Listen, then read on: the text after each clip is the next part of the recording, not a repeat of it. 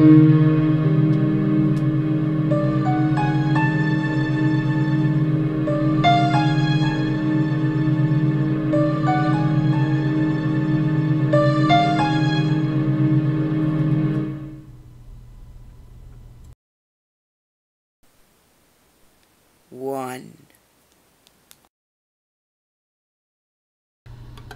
I've never been able to logically figure out what happened that night. This was about 10 years ago, but I was in bed and was woken up by my cell phone ringing from an unrecognized number at around 3 a.m. I answered and a very soft voice said,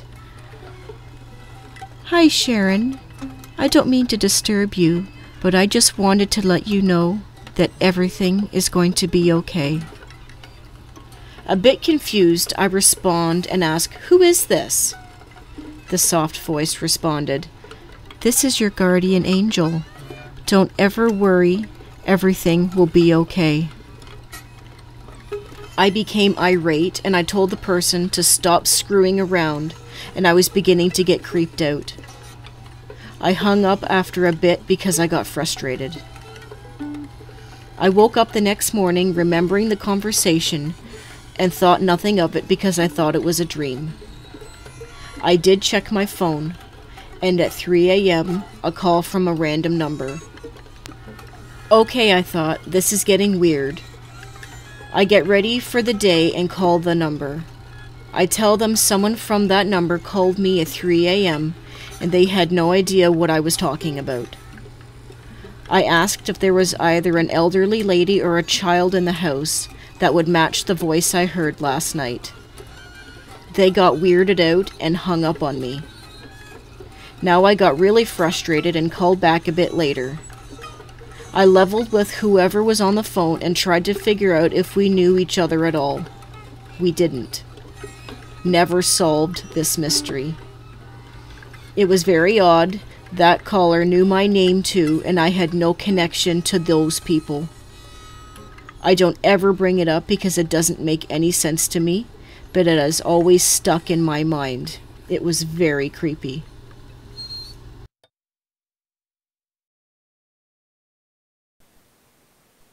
Two.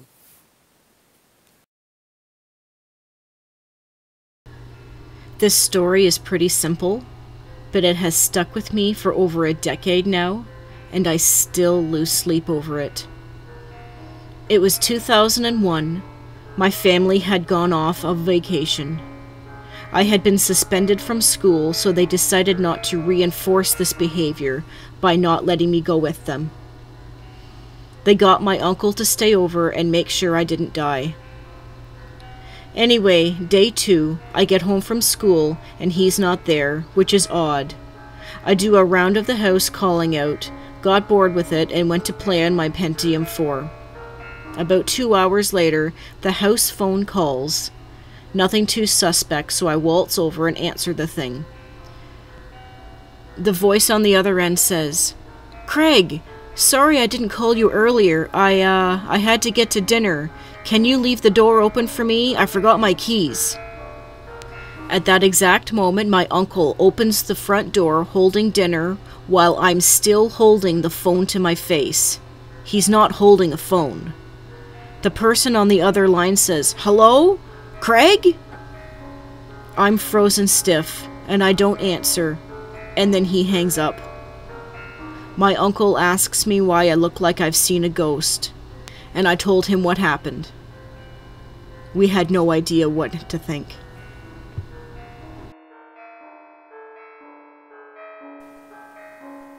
Three.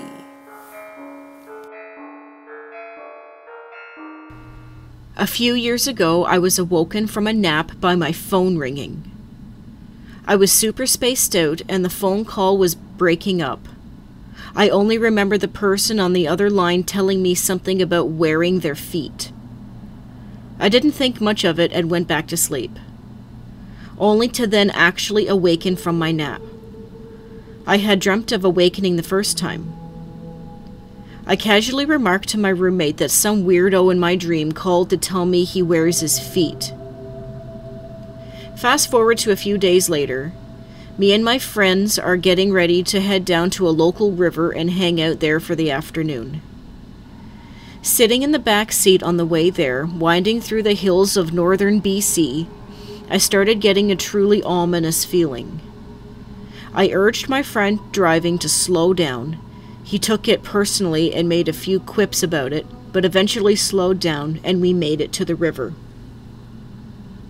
Once there, we pulled all of our stuff out.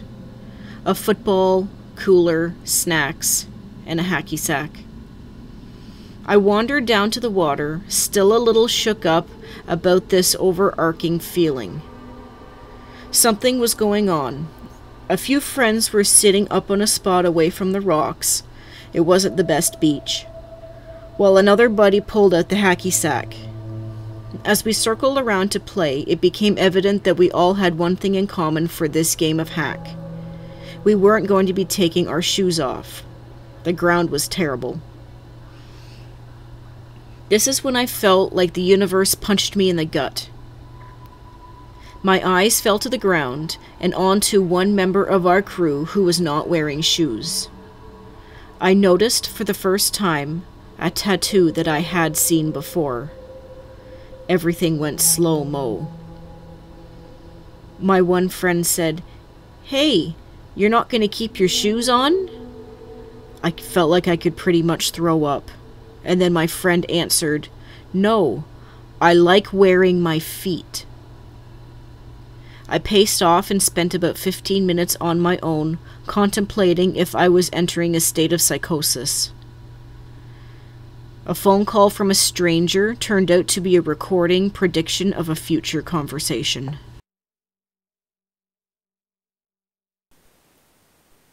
Four.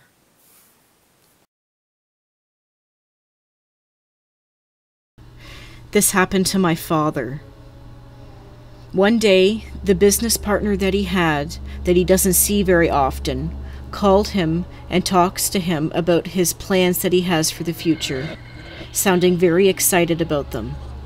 But he also mentioned this illness that he had, that he'd gotten better and everything was going to be fine.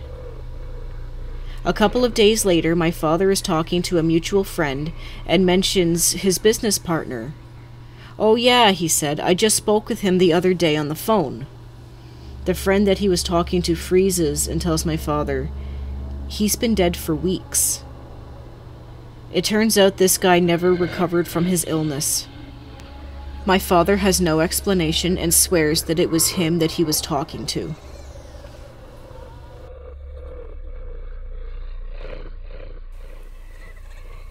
Five. This happened to me in early 2000 when I was working at a juvenile detention center in a small town in Oklahoma as a corrections officer.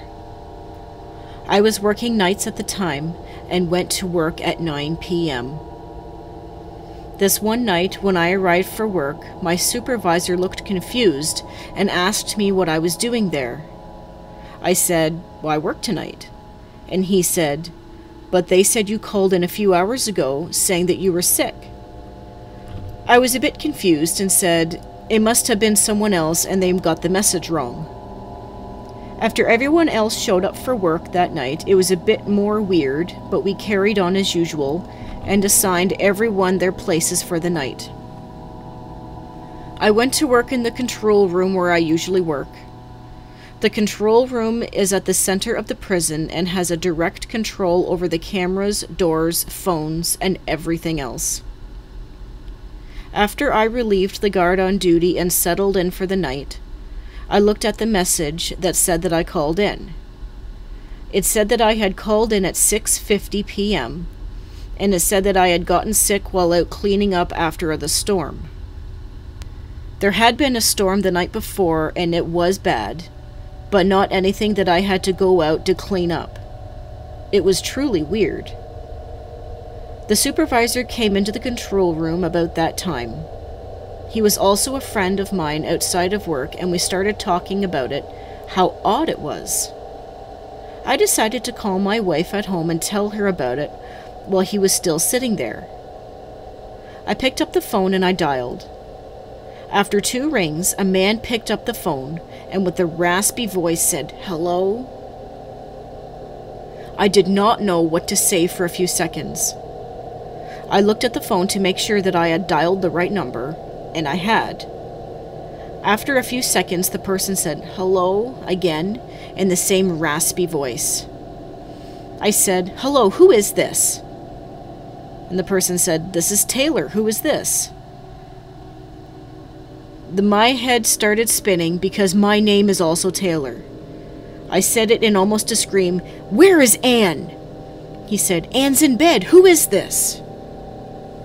I dropped the phone and told my supervisor to ring me out. I had to get home, and I took off towards the door. I could hear Dave pick up the phone behind me and say, "Hello?" followed soon by, "What the hell?" rather loudly. I ran to my car and drove home faster than what was legal, my mind racing the entire time. I busted through the door and my wife was sitting watching TV and was shocked at me being home. I asked her who was there, and she said that no one had been there. After a rather long talk with my wife, I went to call the prison to tell them what was going on, but the phone was dead. I went back to work, and when I came in, Dave was acting weird and asked me, "How in the hell are you doing this?" He told me that when I left, he picked up the phone and the person on the other end sounded just like me. He kind of freaked out and hung up the phone. A minute later, as he could see my car leaving the parking lot, I called back from home and asked what was going on. He said that I was a bit irate and said that I was sick and I did not feel like playing these games and was telling him to stop prank calling me and hung up. After convincing him that I had no idea what was going on, we went back to work. Later, I found out that the phone line for my area had been knocked down that night before by the storm. This is absolutely the strangest thing that has ever happened to me.